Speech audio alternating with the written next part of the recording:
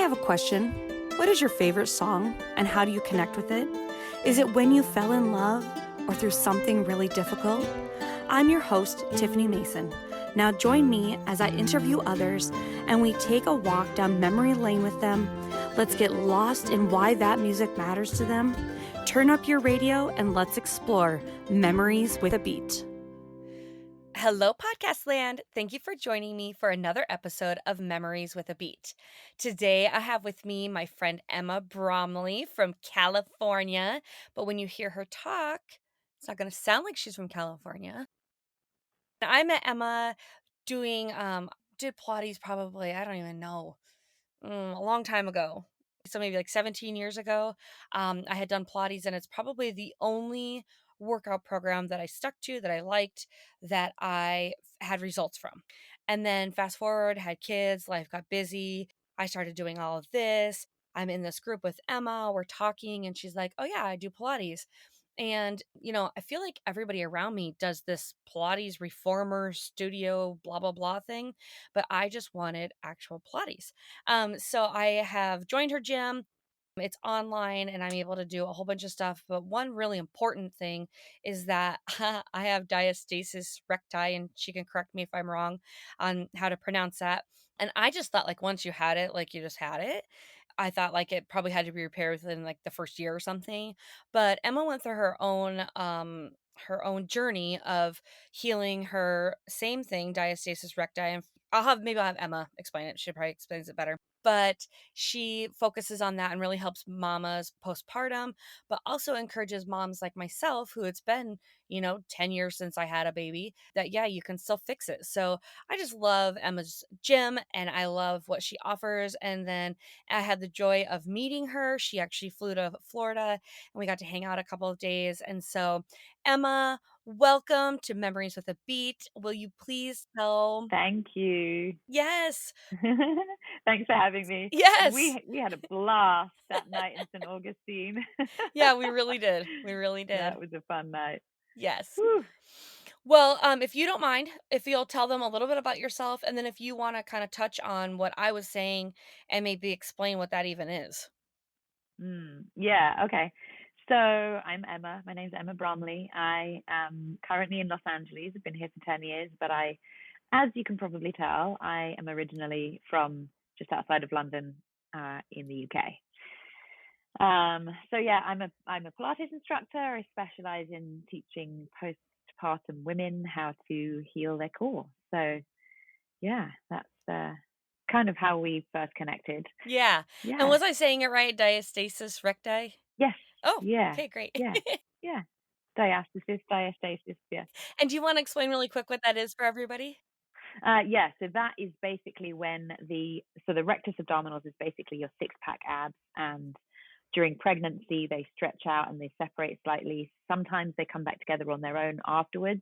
More often than not, they don't, and they just need a little bit of help doing the right exercises and making sure that you aren't doing exercises like, for example, crunches, which makes it worse. So I have an online 12-week course that teaches women how to heal their core. Yeah, So that's yeah. awesome. It's been very effective, and I know you've helped a lot of women. You're from just outside of London. Do you have any travel plans? Have you been back recently? I know with COVID, it's been tricky. I was born in London and then I grew up just outside of London. I'm actually going there next week. Oh, wow, it's right Woohoo! around the corner. I'm going there next week and I haven't been since pre-COVID, so I'm very, very excited. Can't Awesome. wait to go and Yes. spend 2 weeks in the rain. Oh man, down here in Florida, we've spent 2 weeks in the rain. At the time of recording this, Elsa is hitting Florida today. And it's really just, I mean, for what we're experiencing where I am in Jacksonville, it's just a bunch of rain, but we've had a bunch of rain leading up to this too from other tropical storms that have been in the area. So we've just kind of been getting pelted. Enjoy your rain while you're there. So we are actually going to talk about a couple songs that may have came out of the same area. When I reached out to Emma and said, "Hey, what song do you want to talk about?" She said, "Can I talk about four?" And I was like, "Four?" I thought, well, we'll sure give it our best try. So she assured me that they were intertwined and all kind of fit together. I am dying to hear what songs you picked, how they go together, and the journey that these songs have taken you on. Yeah. So I'm going to tell you a little story. I I grew up in a household where, in my opinion, there was not very much music playing. So I didn't have, previous to this point in time, I didn't have much knowledge of kind of like the music world and much experience really with music until Okay. it's 1994. It's early 1994. I'm 13. We go on one of our little family Sunday outings to a friend of my dad's house who had just gotten himself a brand new stack. Is that what you call it in America? In the UK, we would call it like a stack system. So previous to this, we all had those grey Panasonic, like they stand up, they've got the double cassette player so that you can make the mixtapes, that kind of thing. And Yes. it has the air, you pull the aerial out and it's Yeah. got this long aerial that comes out the top. And you play the So radio, she is making a gesture to an antenna an antenna. for Yes. us. An antenna, aerial antenna. Okay, continue. An aerial antenna. Anyway, so that was in the 80s. Mhm. And in the 90s, the stacks came in and it was very exciting. And they were these big, great big black things and they had layers. And so the bottom layer was like your double cassette player. Then you had your radio frequency layer. And then you had a layer of mixing. So you could now mix your bass and your treble and the volume, and you had all these buttons and you could mix your own sound. And then on the top level, it usually had like a lift the lid Yes. vinyl situation. And you would hook these up to external speakers. You could create your own surround sound system. It was very exciting. Anyway, so we go over to my dad's friend's house, to their family house. So my dad's friend had just gotten this brand new stack hi-fi system, and it was very exciting. He was like giddy with excitement about it. He'd set up this like surround sound system in the living room, and he's like, "Come, come, come, you guys! You all have to come into the living room. You have to hear this new sound system that I have." And he played the song "While My Guitar Gently Weeps" from the Beatles' White Album, and he played it loud. And when the first few notes kick in, it's like it's vibrating through your body. And I had never heard anything like it. First of all, I'd never heard the Beatles before. This was the first I was hearing. This was 1994, and this was the first I was hearing of the Beatles. I Whoa. didn't really know. I probably had heard, some of their famous songs, but I didn't really know much about them. But I was so struck by the emotion and the power of of all of it, of like the notes and the lyrics, and when it's like your heart pounds because you can feel the Yes. vibration of the music in your body. It was like that. Mhm. And Mhm. I was blown away by it, absolutely blown away. And I came home and they had just released a documentary. It was called The Beatles Anthology. It was released that year, and I sat and watched it with my mom, and it was like hours and hours and hours. And I was just like blown away by these people, by the Beatles, and in particular Paul McCartney. And I was like, this guy is a genius. This guy is an actual genius. Anyway, so that was my first experience with music, really, and also with the Beatles. Fast forward to 2010. Picture this scene. I'm living in London. I'm living in central London. It is December 2010. It's my 2-year wedding anniversary. London is a whiteout. And this doesn't happen very often in London. Okay. It is a complete whiteout. It is snowing so heavy. And when it snows in London, it's like everyone just disappears. Everyone scuttles into their houses. The underground stops working. The taxis stop. The buses stop. There are no cars on the road. Nothing. It is silent. You can Mm. literally hear the snow falling on the ground. It's incredibly magical. So I'm from Minnesota. That's pretty common, the first couple of snows that you get. Same thing, where, like, it's undisturbed. It's, like, literally, quote, unquote, "silent night," you know? And, that's one of my favorite things after a fresh snow is I would love to go outside and just sit, and you literally hear nothing. It's It's the magical. craziest. It's Yes, I magical. agree. Anyway, so this is the scene. So London is shut down. There's no transport. We have tickets that night to the Hammersmith Apollo to see Paul McCartney play, and there is nothing that is going to stop us from getting to this concert. Were they still gonna have the concert? Yeah, of course, of course. Okay. Nothing. Transport stops. Nothing else stops, but the transport stops. Okay, okay. Anyway, so we're like, right. my husband at the time had a little black moped, like a little, I guess probably like an Italian moped. So, and he's got a spare helmet. So he's like, right, here's your helmet. So we pop on our helmets. We're riding through the snow. We're the only people on the roads. And we're like, is it even going to be happening when we get there? Are we going to be the only people there? Who knows? Anyway, so we get there. The place is absolutely crawling with people outside. It's like everybody's just so excited to be like, we all made it. You know, against all odds, we've all made it here, and everybody's just so excited. Anyway, so we go inside. We're at the Hammersmith Apollo, which is in central London. It's an incredible music venue. Paul McCartney starts his show. He's a few songs in, and he sits down on the piano, and he puts his face in his hands, and he puts his elbow on the piano, and he just sits and looks,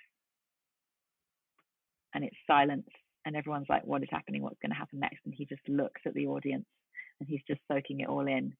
And then he says, 40 years ago,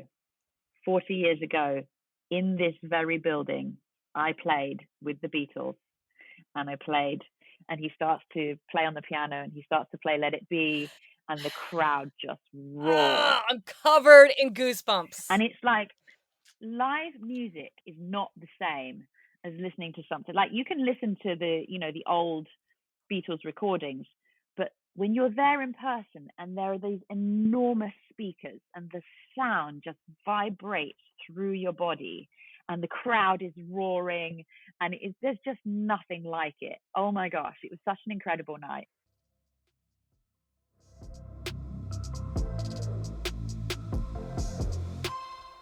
Got a podcast? Are you loving it, but not loving how much time post-production takes? Or maybe you just have other tasks calling your name a little bit louder. Virtually You can help. Check out virtuallyouva.com, supporting you in all things podcasting, like editing, show notes, audiograms, and much more. See the link in the show notes. They're waiting to give you back your time. And on that note, let's get back to the show. Anyway, so he's like, 40 years ago, I played here. I played this song with the Beatles. He plays Let It Be. My husband nudges me and he says, my mum was here. My mum was here at the Hammersmith Apollo for that concert. Isn't that crazy? That's crazy. That's mind-blowing. Anyway, so the concert finishes. We're both like buzzing. We go outside. We go and find, there happens to be a Mexican restaurant just around the corner from the Hammersmith Apollo, which in London at that time, I don't know about right now, but at that time, Mexican restaurants were quite hard to come by in London. And we were California lovers. So we were like, let's go and pretend that we're in California and we'll go and have a Mexican meal. So we're sitting down, and we can't remember who said it first, but one of us said, don't you think that McCartney is a really cool name for a child? And we both were like, yes. And so we pinky swore on it that night that our first child, whether it was a boy or a girl, was going to be called McCartney. Wow. I love that so much. Yeah. So that was in 2010. Fast forward to 2014. By this point, I'm pretty depressed. I'm 34 by this point. We've been through a few different fertility treatments, and I'm like coming to accept the fact that I'm probably never going to have any children. I'm super depressed. We've got tickets that night for the Padres Stadium to go and see Paul McCartney tour his new show. My husband at the time ended up being called away on a last-minute work trip, so he couldn't make it. I was like so depressed. I was like, I'm not going to go. I'm just like, my life is over. I'm never going to have any children. Anyway, so he calls an old friend of mine. He says, Emma's really depressed. You need to make sure we've got these tickets for tonight. You need to make sure she's there. So she's like, absolutely, leave it to me. So my friend kind of picks me up from this like puddle of sadness and depression. She's like, come on, we're going to have a really good time. Anyway, so we drive down to San Diego. We spent the day on the beach, and then we go to the Padres Stadium, and we're like, of course we're late because the parking is a nightmare and all of that stuff. So we're running Padres Stadium. We've got tickets right at the top. Of course, we've got like the bleeders. We've got the tickets right at the top. So we're running up the steps, like running. We're like, quick, it's going to start. And this woman taps us on our shoulder, and she says, can I upgrade your ticket? And you know, when you're like, I can't tell if this is a scam. Like, am I going to give her my tickets and then I'm going to be left with nothing? Like, who knows if this is for real or not? Anyway, we decide to trust her. So we give her our tickets. She gives us some different tickets, and she's like, "Go take that secret elevator down, all the way down to the bottom. Go find an usher. He'll show you to your seat." I can't even. So we go down to the bottom, and keep in mind, I'm like so depressed, like, oh, like whatever. Anyway, we show the usher our tickets, and the usher uses his flashlight and he looks at the tickets and he looks up at us and he goes, "Oh wow," and we're like, "Oh God, we've been scammed." And he goes, "You've got the seats," and we're like, "What does that mean?" And he goes, "Follow me." So he leads us down the central path of the baseball stadium, and we're getting closer and closer and closer and closer to the front. We get to the front row. He shines his flashlight and he goes, "The middle two." We are front row center. Front What? row center.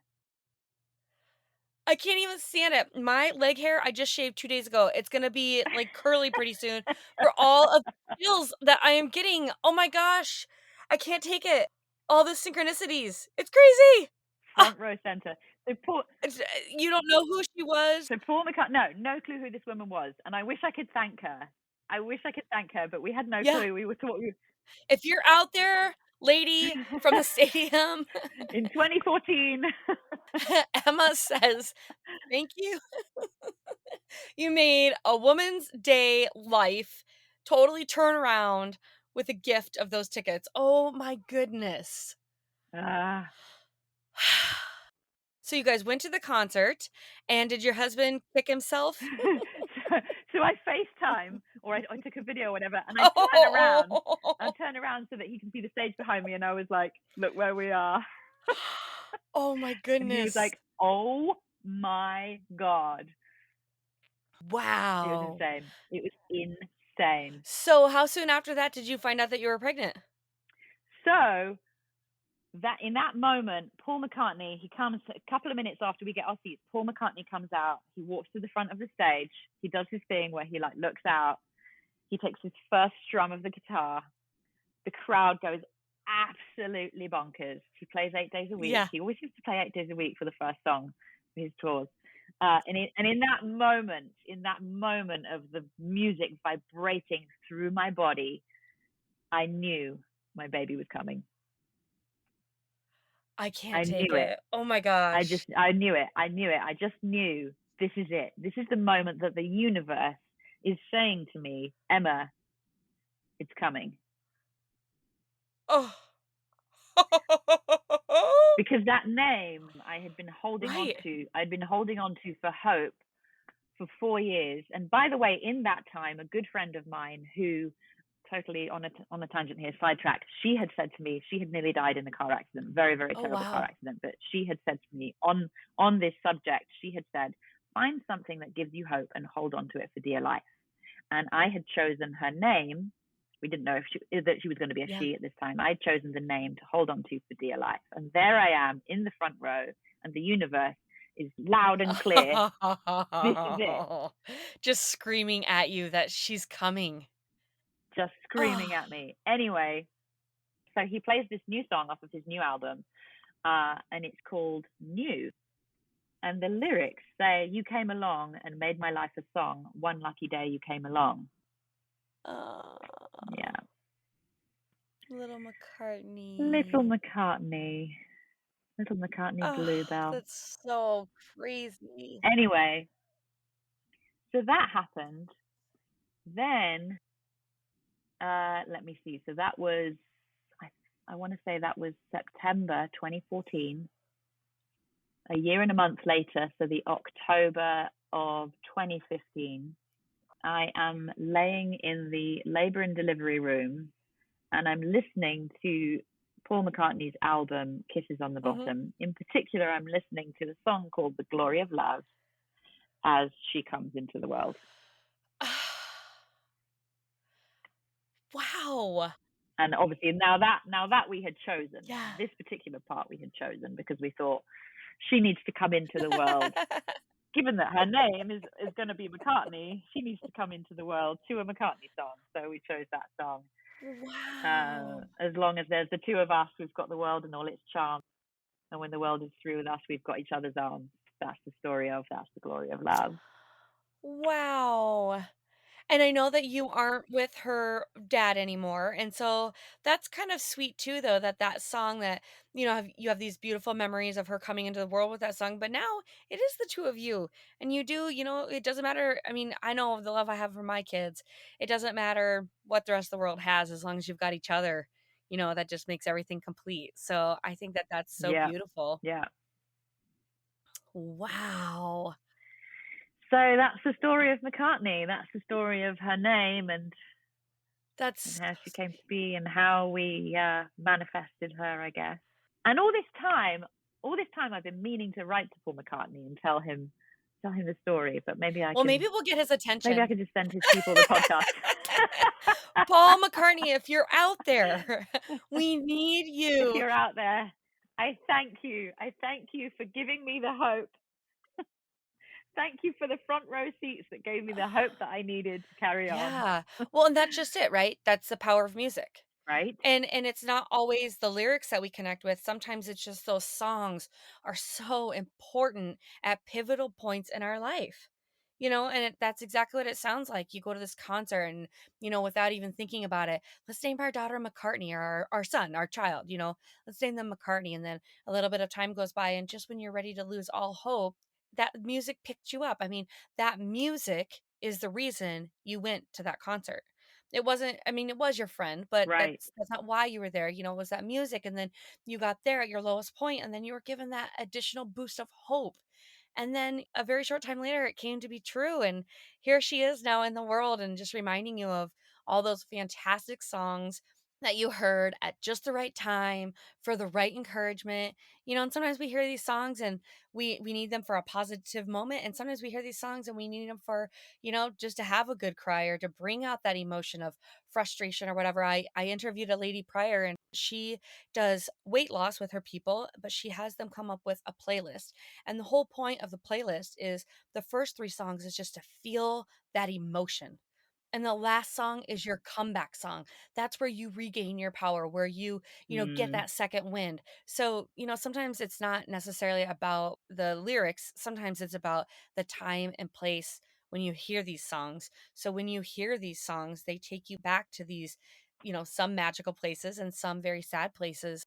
But man, just to look at her and just think of those years of a journey to get to her and just what those songs mean to you now. and now she's 5 and she wants to learn to play the guitar. Well, I think that there's gotta be music in those bones. There's Oh, gotta of be. course. Of There's course. got to be. Now, do Yeah. you have a musical home? Because you said you didn't really grow up in much of a musical home, but are you a musical home now for McCartney? Yeah, very much so. Yeah, Very yeah, much so. Yeah. yeah, I could see that. So funnily enough, she actually has a little buddy called Jackson. And so we were telling the 2 of them when we were together, oh, so McCartney's named after Paul McCartney, Jackson's named after Michael Jackson. Well, funnily enough, Paul McCartney and Michael Jackson did a duet. They had a song together, which they thought was pretty cool. Yeah, that is cool. So I don't think that I knew that. What do you know what song it is? it's called Say, Say, Say. Oh, Yeah, you'll okay. have to, since we can't play it, you'll have to go look it up afterwards. It's a great song. It's a great song. Well, fear not. Anybody who's listening to the podcast, you don't have to go look it up. It's going to be in the show notes.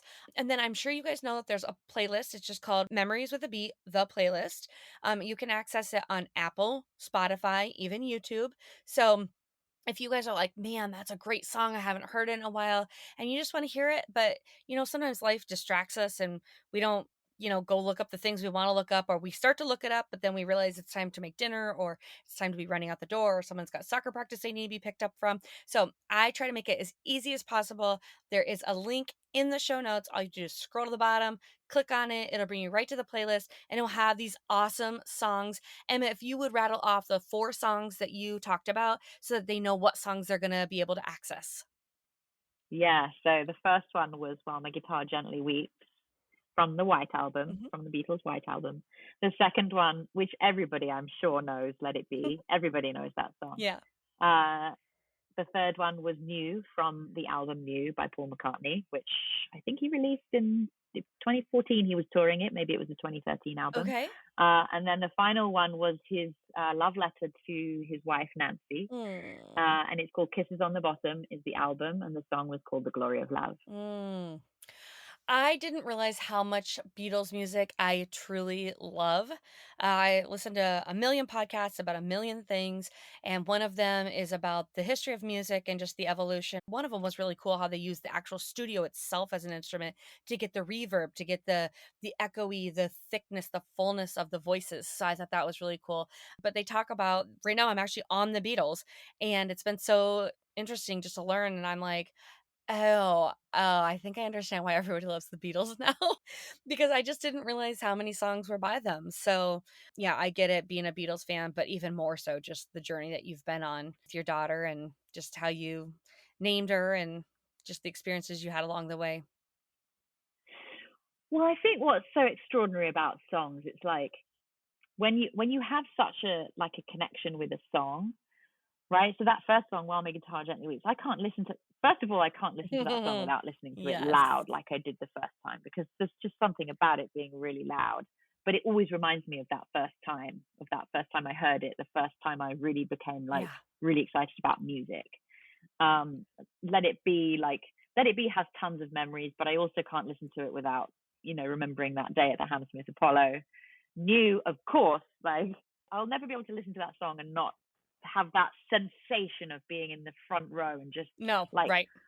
tens of thousands of people behind me just roaring. There's nothing quite like that. And then the final one, of course, that whole album just takes me back to giving birth. Oh, that's so sweet. That whole album it's almost like I can smell the delivery room when I listen to that album, and it just very sweet. Very sweet. Yeah. Well, thank you so much for sharing all of that with us. I think it's slightly intimate. I think that's really cool that you're happy to, tell all of us and bring us into those moments with you. I really appreciate that. I appreciate your time today for sure. And I will have all of Emma's contact information in the show notes if you guys want to get your Pilates on and start fixing your diastasis recti like I did. And just learn more about Emma. I'll have all of her contact information in the show notes. Thank you so much, Emma. Great to see you. Great to see you too. With that, that's going to be the last note of this episode. Well, that was fun, wasn't it? You never know what rabbit holes we'll get to go down and explore. Were you reminded of anything? Or anyone? Share what it was with me in a review. Honestly, the reviews don't do me any favors other than knowing people like you are listening to this podcast. Insert cheesy wink. However, the ratings do help, so leave me 5 stars. You know you wanna. This podcast was produced by Virtual You, supporting you in all things podcasting. To connect or check me out on social media, I know you're just gonna stalk me. But see the show notes, as always, for details. Can't wait to dive into my next guest's memories with a beat. Hit subscribe now. You don't want to miss the next episode.